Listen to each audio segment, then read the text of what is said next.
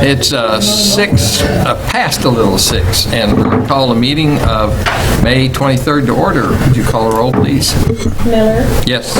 Williams, Hay, Shivers, Gray. First thing on the item on the agenda is a presentation from the Department of Public Safety. Mr. Schlegel. Yes, Chief Rocket. Time for the departmental update, and public safety's up. Thank you.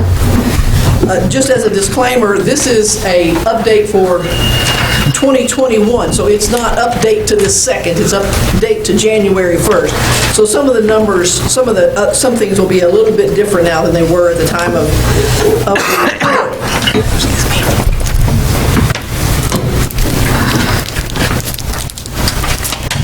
This is an overview of where we're supposed to be here with 34 sworn public safety officers, 10 firefighters to supplement them, and 2 civilian clerks. However, right now we are at 29 sworn public safety officers, or 29 officers, and of that number, 1 is in his field training, 2 are in the academy, 3 are in fire operations only because they haven't gone to the academy yet, and 1 is on maternity leave. So we're more like 12. So about a third of our number is gone, or is out of, we're short. So that is one of our biggest issues right now is dealing with recruitment and retention. Then I'd like to get, the next part is our personnel conduct reports, and this is something we kind of gauge how we're doing with the community. And I know this looks awkward the way I put it up here, so I'm going to start at the bottom and go backward. We take complaints and reports from anybody who calls in or comes in or something like that, whether they want to make a commendation and say that we've done a good job, or if they've got questions, or if they've got some issues that they want us to deal with. And this year we had 9. If you look at the 21 column, we had 9 of those calls or contacts. So that's the total number to keep in mind. In the process of going through and breaking them down, 4 of those 9 were commendations. People had something positive to say, a positive interaction with our officers, and were gracious enough to take the time to give us a call about it. The other 4 were allegations of some kind of misconduct, something that they weren't happy with the services they received, and all of those were resolved at intake. Of course, the commendations were, and then the 4 other allegations of misconduct were all resolved at intake. They just needed something explained to them, or some more extra information. 1 was investigated because it was a little bit more involved, and it was found to be not sustained. So that's the 9 PCRs, as we call them. So everybody got how that works. I say the numbers are awkward. And then use of force. I've got my stuff out of order. On use of force, this is, everything that gets reported anytime that we have any kind of time that we have to put hands on someone or use any other form of force. We had 18 incidents of it, which you see that's down over the last couple of years with only 18. And I always put in there how many officers were involved in these, because sometimes it will have to be maybe 2 or 3 officers wrestling one person. So I put everybody in there. So that's 35, so less officers were involved. Of the types of force, physical control was the top one with 10. And usually that's just a matter of grabbing a hold of somebody's arms and, having to shake them a bit to get them handcuffed or whatever. OC spray 3 times.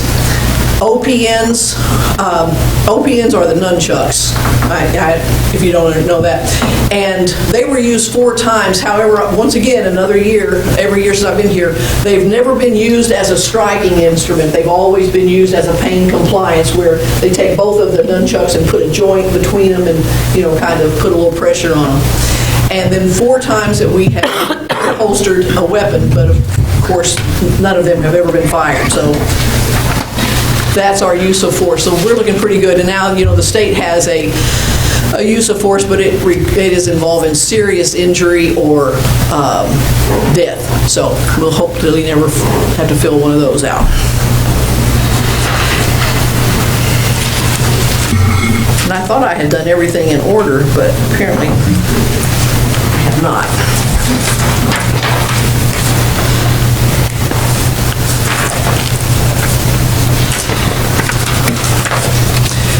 Okay, total number of calls, as you can see, we're still busy with almost 30,000 calls.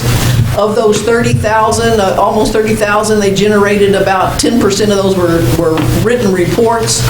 A written report can be one report on a number, or it can be, as we've had some recently had some things where we had maybe 100 reports, or 100 reports written inside one report number, if you know what I'm saying.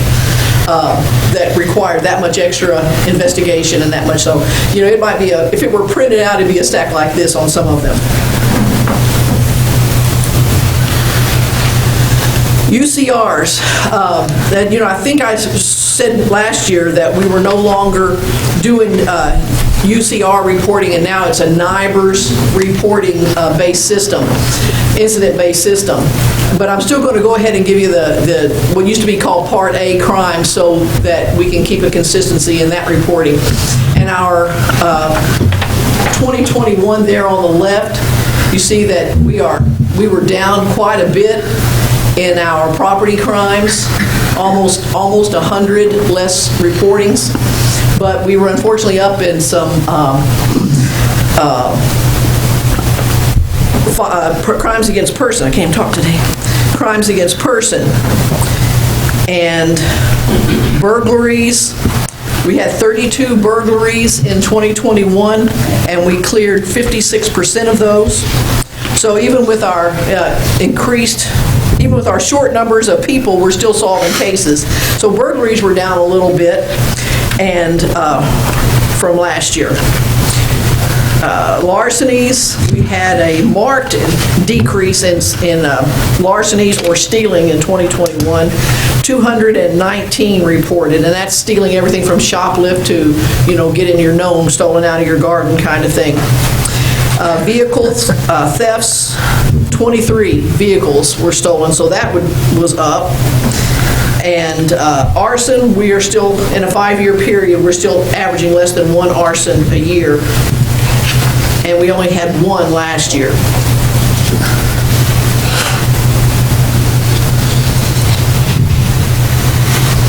Guns, because everybody's interested in that.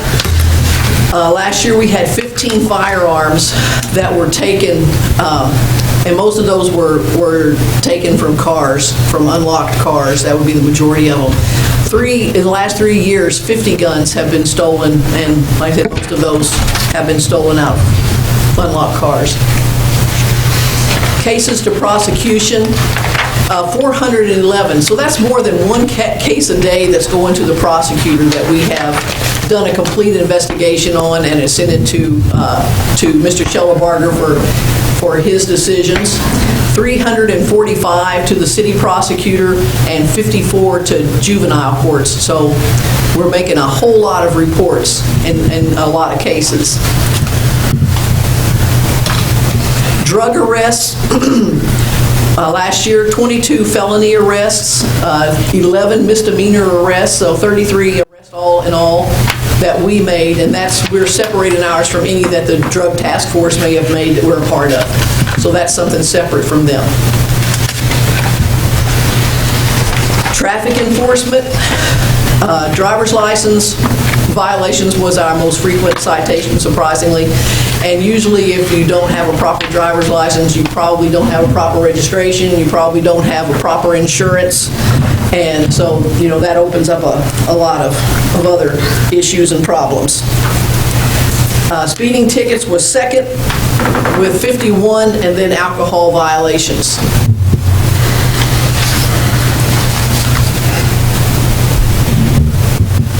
Traffic crashes were up from last year, but down from the year before. So, the purpose of traffic enforcement is only to reduce crashes. And I guess we didn't make enough stops because we didn't reduce crashes enough, but that's where we were at with our traffic crashes last year. And we were down a little bit on injury accidents, but we had the four fatalities on the bypass, so that really made an impact on those numbers. Fire operations, we were really on a downhill with that until last year, and we started to pick up a little bit more speed. 228 calls. However, the majority of those were false calls, 108. So that's 108 times we're rolling everybody down the street to nothing. So that's good on one side, that nothing's on fire, but it's a big inconvenience. COs and CO detectors, carbon monoxide, 13 of those. We try to keep a good eye on those. Vehicle fires, residential fires, 14. Cooking fires, commercial fires, grass fires, hazmat, arcing, and spills all thrown together, and I don't know how many of each one of those. 30 times people smell smoke in their house. Sometimes there is smoke in the house and sometimes there's not. And then 5 extrications that fire operations rolled on. Here are the new people that we hired in 2021. And this, as I was talking about, where everybody's at, top right, that is Officer Parker. He just graduated from the academy. He's in his field training, about halfway, maybe.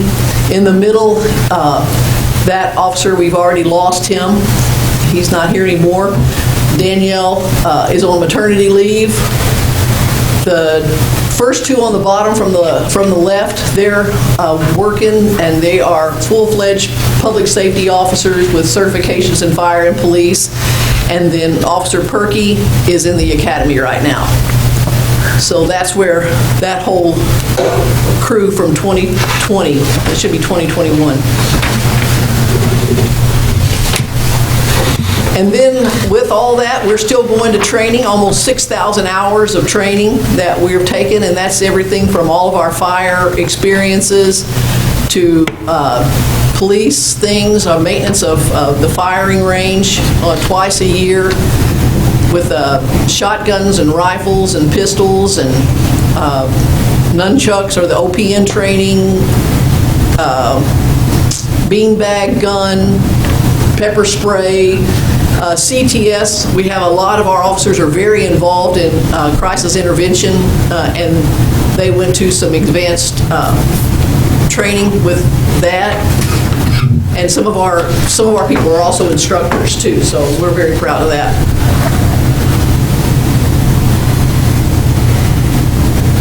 And that's 2021, and we're ready for 2022 as we're well into it now.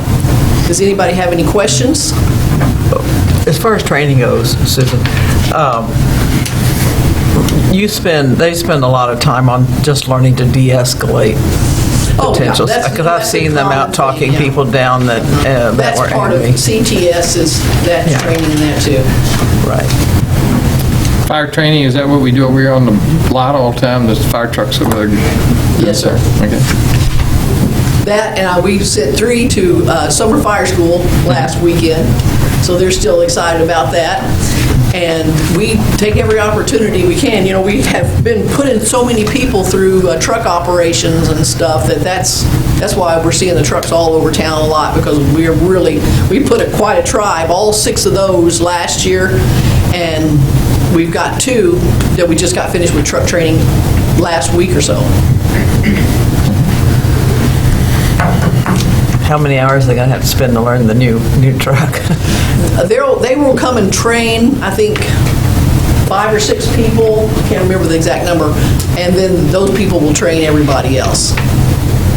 And it's a couple of days.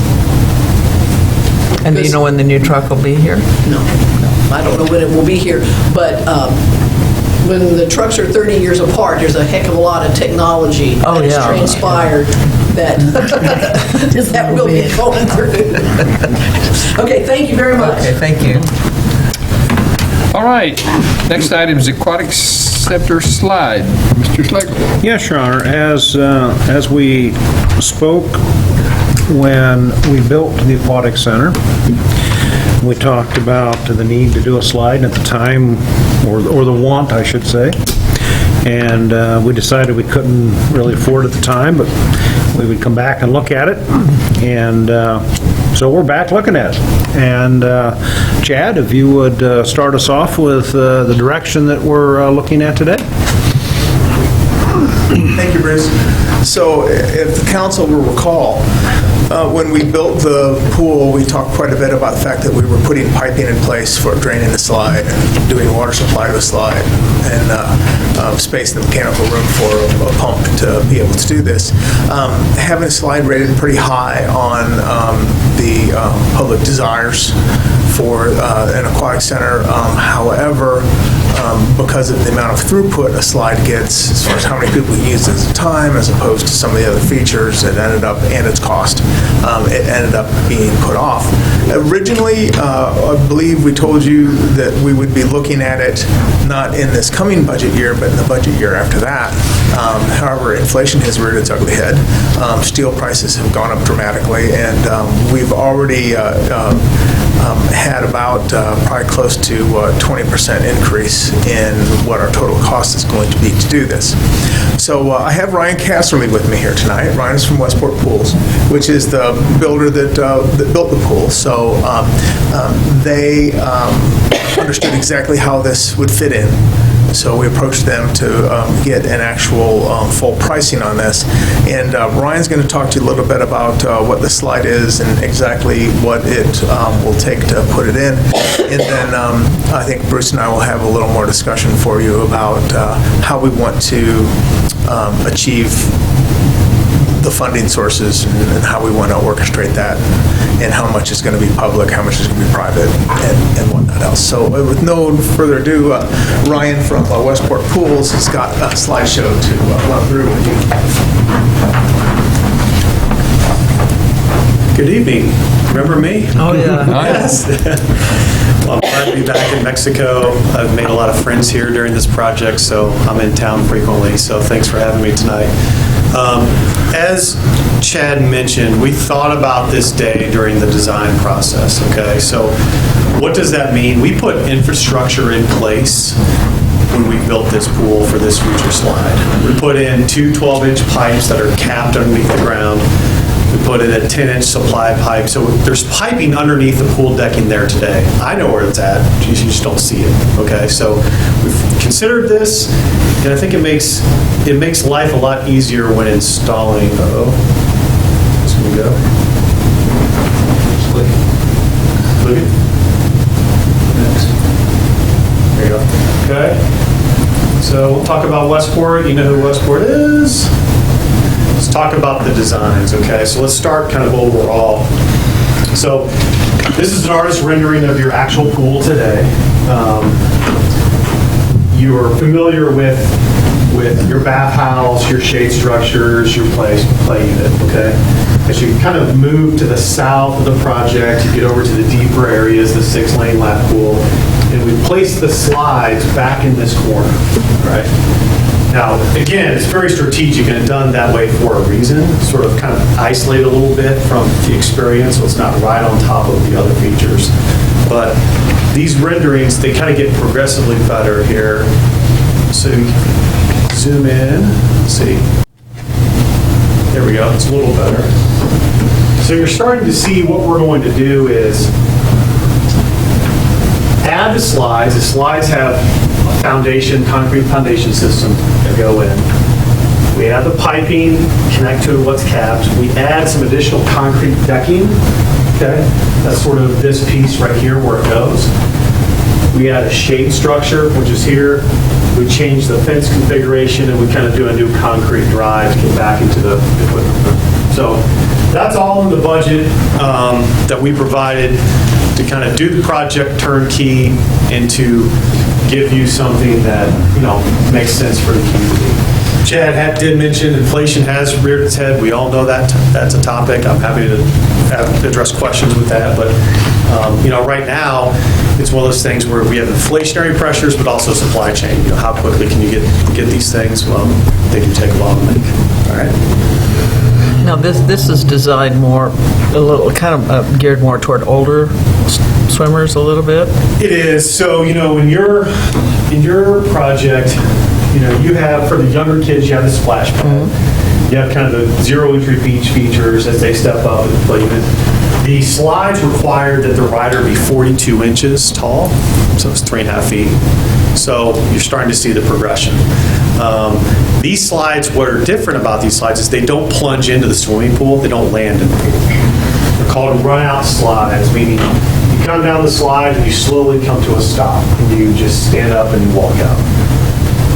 From a programming perspective, we like these better because when you come off of a slide, it can be rather disorienting. When you're plunging into a pool, you stand up, like, okay, where am I at? Okay, got it, exit. So these, you stop, get out. So, good question. So what are these slides? If you want some of the key facts, 2 slides. One's a 42-inch open slide. Another one's a 32-inch enclosed slide. So different experience. They run at different rates, fast and slow. The tower is 19, about 20 feet tall. Doesn't sound like a lot, but when you walk up 20 feet and look down, it feels like a lot.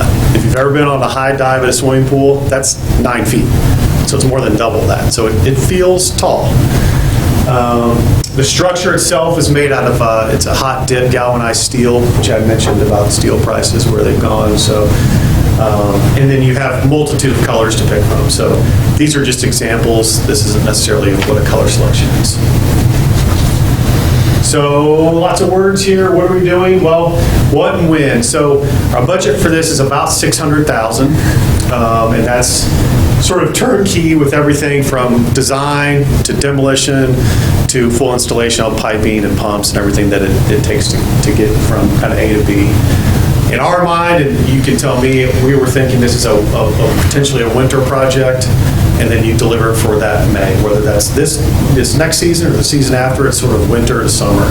So that's how it works. Not nearly as intrusive as building an entire swimming pool, but it does take a little time. Okay? Oh, yeah. Questions? How are you going to hold the price if we do it? How am I going to hold the price? I'm good. I'm not that good. So this pricing is live pricing from the manufacturer. They've actually told me over the next 90 days this price is good. Okay. I can tell you that I did include some contingency for some price movement upward, so I'm not completely crazy. I'm happy to share with that and talk through the details there. So I want to make sure we have the right amount of money. The last thing I want to do is come before you and say, we need another $5,000, or let's take this as it comes. But I can tell you this, we're having conversations now, and it's kind of catching people off guard where I'm saying, you know what, I'll give you money back. If this economy does something different, which it could, in 6 to 9 months, there's deflation. Maybe it happens, maybe it doesn't, I don't know. But something to think about. Yeah, Ryan's one of the few contractors I've worked with in the last 20 years that feel pretty comfortable with their company standing behind that. After our experiences building the main pool, because as you recall, there were some pretty extreme discoveries underneath the pool that we had to work through together, and they were just awesome to, we did a lot of adding and deducting and found out a way to make it work. So, we originally told everybody that we thought we'd have to raise $500,000 to do this. And Don Decker has signed on to help us with our fundraising. So I think that's doable. Bruce and I have talked at some length about, the internet sales tax is coming in above expectations. So, you know, there may be a way for us to make some offering to, you know, helping make up the difference of what Bridget thought it was going to be. I think Bruce will address that. Yeah. So as you can see, we're looking at a budget basically of 600,000. We're thinking that we would like to start talking about including it in the next budget to move this forward. Staying along the same ideas that we used last time is that the city funding 1/3 of it, or 200,000 of it, and using the use tax to do that. And we do already have that money set aside. It's available. And then submit the task to Chad and his fundraising group to raise the other 400,000. And by giving them kind of that nod tonight to say, yeah, this is what we're looking at, and we think we can make this work, that can get them started on their fundraising, so that when we come back to you in budget in August, that we hopefully have a better picture of where we're heading, and that we can then have the serious discussion about getting this included in the next budget, and maybe start the project as early as October this fall. And actually, that would be the soonest we could get this slide, would be then next year then. That would be the very soonest if we started like tonight. And when we did the use tax to begin with, we really promoted it as pushing our aquatic center. And the people were really good about passing that use tax. And so, yeah. So, Well, I think it's all right that it's next year, because people didn't hardly get to use this pool this year, so it's still going to be a new pool this year. So then next year, we're throwing another great addition to it, Yeah. so Right. I think that you know, and works really our out. target was to add that addition in that third year, but with where prices and materials are going right now, I think we'd be shooting ourselves in the foot as far as being good stewards of the taxpayers' money to wait. When we have a design in hand, you know, we've been meeting since before the other pool was finished on, for sure, developing this design and figuring out exactly how to build this thing. So, I mean, the prices Ryan's working off of are their design. I mean, they have drawings, so it's not, this is not a shot in the dark kind of, well, I think it'll be about, I mean, they actually price this out, so. Well, if we get the money collected, we can tout that we'll have a slide for next year. Make sure and come back. Correct. So we're just looking for the council's blessing really tonight to start doing some fundraising, because, I mean, obviously, we don't want to go out and start asking people for money without the council's blessing. So how do you do a blessing, Mike? You just got to make a motion. I think we need a little water thing. Fling Is it. that theologically sound? I Sorry. think it'd be appropriate at this point to say we can proceed with the concept and We the don't need a fundraising motion plan to do move that forward. then. Okay, I'm good. And as long as we have consensus that that's, because we'll bring it back during budget to vote on it anyway. But it gets these guys going and gets them kind of looking at their time slot and gets the fundraising moving forward. And we'll be right at about the 90 days during budget. And I hope you get some Well, warmer and, weather. you know, the other thing is, you know, Ryan's always out there, you know, pitching more projects, so, you know, we don't want to lose our space in their construction schedule either. If we're going to go ahead and try to do this in this coming winter, we, you know, they kind of need to know we're serious. It helps me understand. Yeah, it helps with that, so. We're not your only customer? I just make you feel like it. Oh, okay. You're my favorite customer, I can tell you that. It's a good thought right now. Mexico. Real good thought right now to say that. I'm good. I'm good. Yanni, you okay with that? I do. Okay, you got it. All right, thank you, sir. So we'll just have the minutes, consensus to proceed. Okay, next item is approval of the minutes of May 9th, regular session. I move we approve the minutes of May 9th, regular session. Second.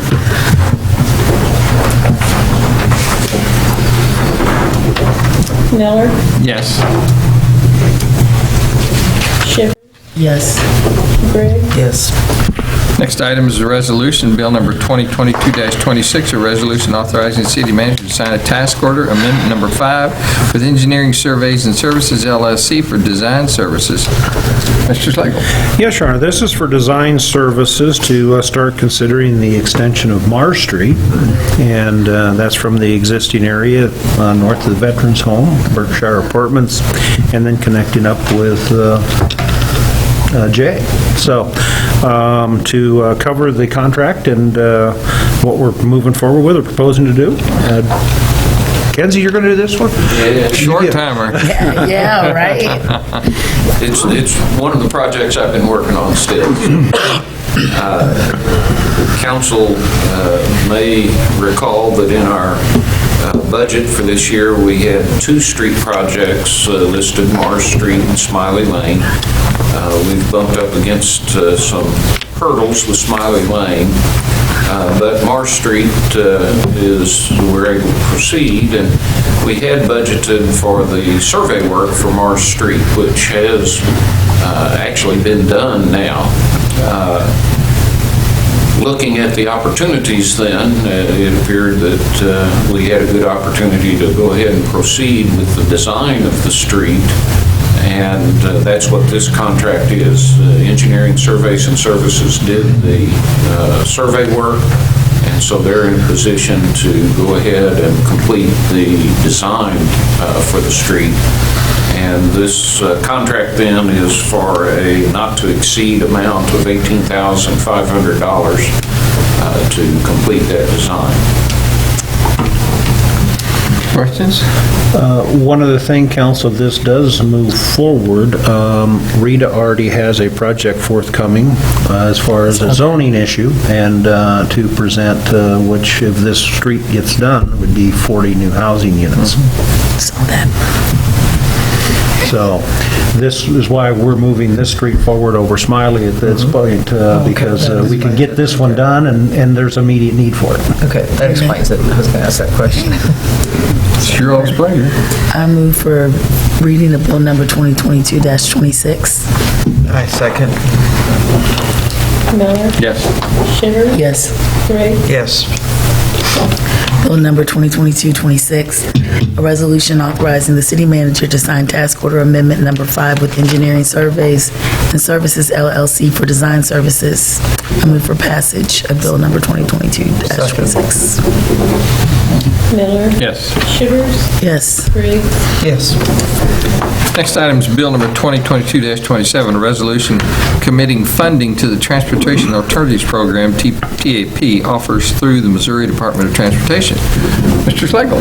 Yes, Your Honor, this is actually Phase 2 for this project. The Transportation Alternative Program through MoDOT allows us to do such things as sidewalk projects. They have the next round of funding available, and so we'd like to move this forward to cover the details of this one. Is this still Kenzie? Wow, they're working you hard. I just want to be sure you don't forget my face. We won't. Anything we approve that you talk about, you'll have to stay and finish. As Mr. Slagle said, this is the Transportation Alternatives Program, or TAP program. It is the program that we used to do the initial work for the sidewalks on Muldrow from Jackson to Quisenberry. This phase would extend the sidewalks from Quisenberry to Buchanan, so that would cover in front of the Show Me Credit Union, in front of the Historical Society, and on south down the street there. We have letters of support from the school district, and in the process of getting letters from the Regional Planning Commission and others. This is a funding resolution that says that the council supports funding the city cost share of the program. We've estimated the program to be about $240,000 in size. It's a 75-25 program, and so city's share would be roughly $60,000. And we would anticipate that if we are funded, we would receive notice of that in September, or thereabouts, September, October, and so this would actually be funds that we would be budgeting for next year to do this project. And so we would recommend that the council proceed with this funding resolution that shows the council's support for the project. I move for a first reading of bill number 2022-27. Second. Miller. Yes. Shivers. Yes. Briggs. Yes. Yes. Okay. Bill number 2022-27, a resolution committing funding to the Transportation Alternatives Program, TAP, offered through the Missouri Department of Transportation. I move for passage. Second. Miller. Yes. Shivers. Yes. Briggs. Yes. Next item is the payment of the claims. Move and pay the bills. Second. Miller. Yes. Shivers. Yes. Briggs. Yes. Next item is council comments, and it's all the way down to you. Oh, me. You're first. Well, it's getting more and more exciting in Mexico as we go along here. We got the Miss Missouri coming up, and there's been tons of people here today with that track meet, and I guess they came back from Saturday to do it again today, and I kept hearing them all day long. And then now we're gonna, be talking about this new addition to our pool, and that we're gonna have some excitement about that and some interest in that. And and I guess I had envisioned for some reason that slide going into the pool too, like they used to do when we were kids. But so anyway, it's interesting to see how that's set up. So that's we're always moving forward, always have things positive, and that's all I've got to say. I don't really have a lot to say. It was great seeing all the graduates and, like you said, everything that's going on. Everyone getting ready for June events, and I'm not going to say anything because my voice is gone. Can't hear you. Mr. Schlegel. Nothing at this time, Your Honor. And I think I'll pass. I think they've covered everything that was important. Graduation was my big deal, so. Next item would be comments from the public. If there's anybody in the crowd that'd like to make a comment, please stand up, state your name and address, and try to hold your comments to 3 minutes. Seeing nothing, I move we adjourn. Second. Miller. Yes. Shivers. Yes. Briggs. Yes. And we are adjourned. So who's gonna